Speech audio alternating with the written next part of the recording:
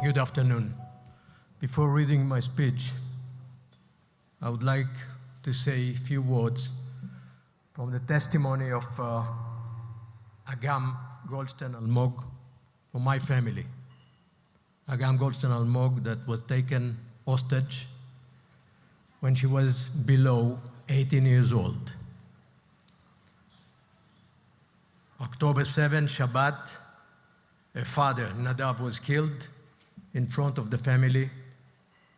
Her sister, Yam, 19 years old, was killed. And then Chen Goldstein Almog, 49 years old, the mother, the wife of Nadav, together with Agam, Gal, and Tal. Agam below 18, Gal 11, Tal 9, were taken hostage. When she was in Gaza, Agam, she spoke with the terrorists, her captors. And we need to remember, one of the captors told her, never return to Kfar Aza. Because if you return to Kfar Aza, to your home, will come again and slaughter you. This is one point from Agam testimony in the media, in Israel television. And the second point was more horrible. She said on October 7, Shabbat Simchat Torah, no IDF, no soldier arrived to our home. We were defenseless. No ministers, no government, no one defended us. We were alone. And yes, my dear friends, that was huge failure of our nation.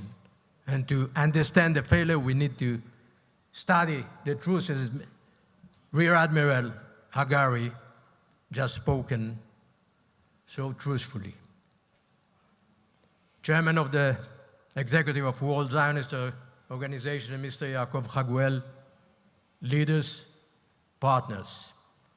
Sergeant Nathaniel Young, a lone soldier, had a dream.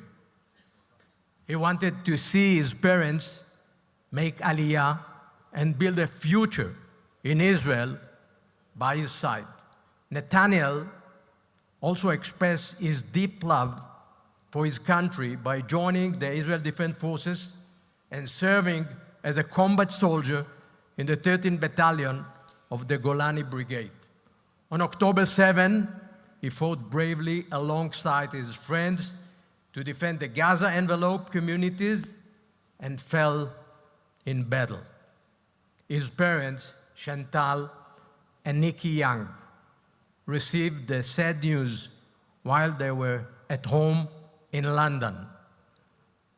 They immediately flew to Israel, accompanied their son on his last journey, and said Shiva, comforted by thousands of mourners. After the Shiva, Chantal and Nikki returned to England, but decided to make Aliyah and fulfill their beloved son's will. This is where we belong, said the bereaved parents. Nathaniel's family carry on his legacy. The commitment to the land of Israel could not be more painful or tangible. And just as the war under difficult circumstances was turning point for the Young family, it must become a turning point for all of us. October 7 events should become a critical landmark, a wake-up call for making peace among us. With the emergency called up, sent the hundreds of thousands of homes in Israel, we all received another call, a call of inclusion, reconciliation, and mutual respect. Today, more than ever before, we must respect one another and embrace diversity.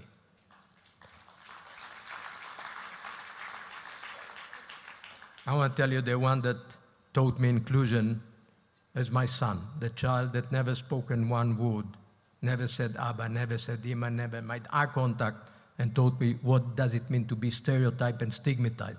And he shared a room with the brother of Rear Admiral Daniel Agari.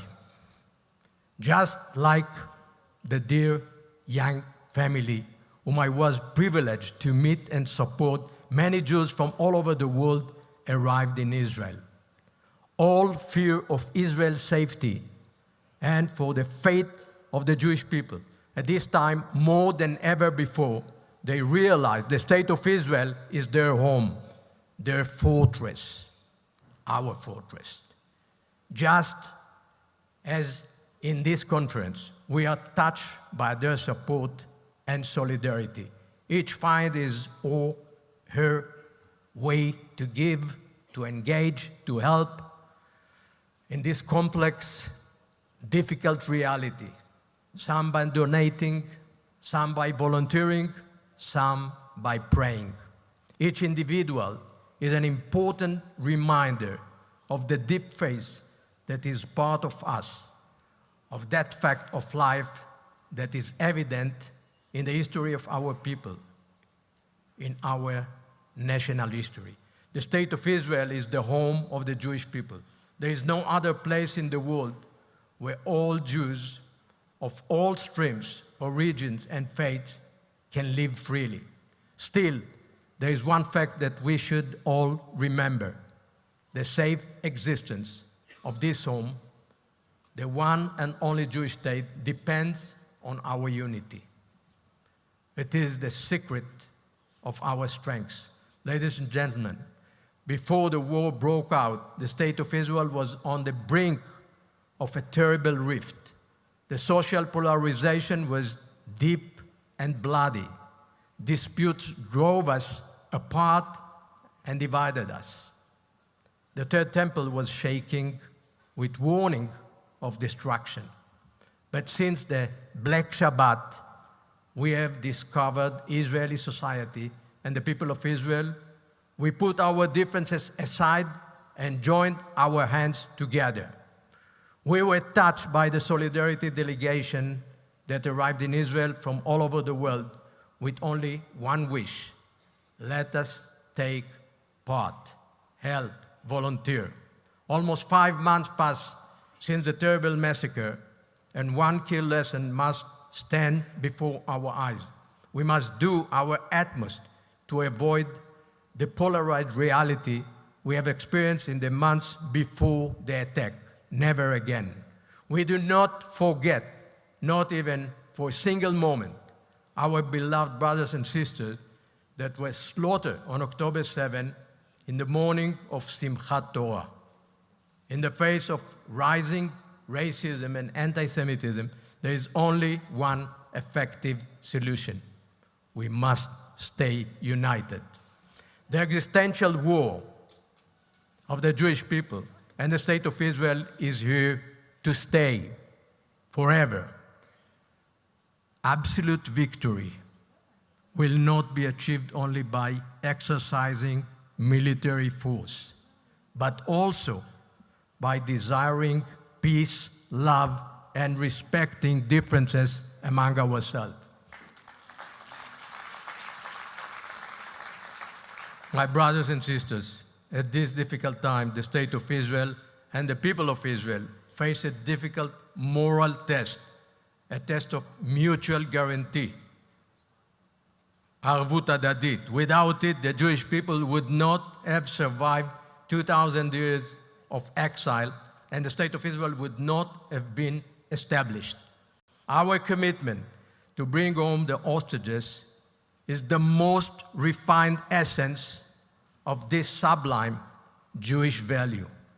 All of Israel are responsible for one another. It is not by chance that the prayer asking for God's watch over those in trouble and captivity is opened with the word Achinu. Achinu kol bet Israel הנתונים בצרה ובשביה.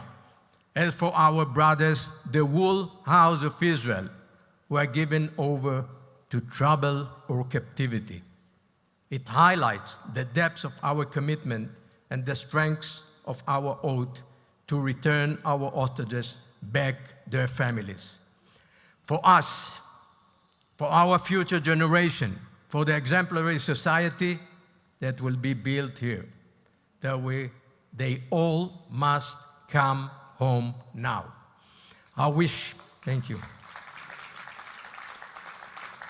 I wish all of us fruitful, meaningful conference, and thank you for your presence, engagement, and actions. Thank you. Good luck. Am Yisrael Chai.